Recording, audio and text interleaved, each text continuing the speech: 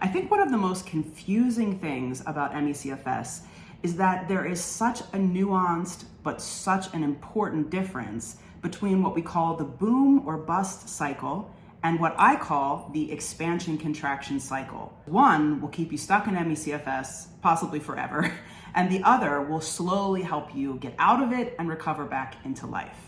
The biggest difference between the boom or bust cycle and the expansion contraction cycle is your approach and your response. In the boom or bust cycle, the approach is very unintentional. You're kind of just feeling better and doing whatever it is you feel like you can do with no real sense of where the soft fence is around your baseline.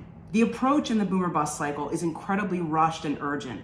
Oh my gosh, I'm out of the crash. There's so many things I need to do. Let me rush around and try to get as many of them done before I have another crash. It really has to do with the internal speedometer within you. How cranked up, how revved up, how anxious, how urgent is that speedometer? The approach to boom or bust is lacking any sense of rest breaks.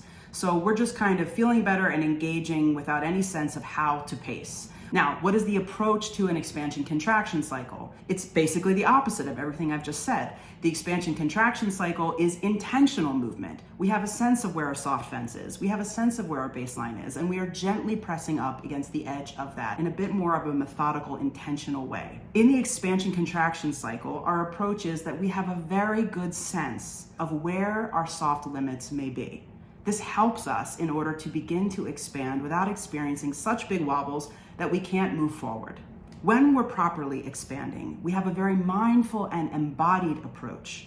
So instead of the brain and the urgency that we feel when we're very much in our heads directing us, it is the body that is directing us. It is the body that is guiding us. That is a huge and crucial difference between boom and bust and expanding and contracting. And finally, in expansions that are actually working for you, there is a proper understanding of how to pace. We understand how to sandwich activity with rest. Like and share if you would like to see a part 2 in which we're going to talk about the boom or bust cycle and the expansion contraction cycle and how they differ in our response to symptoms when they inevitably show up.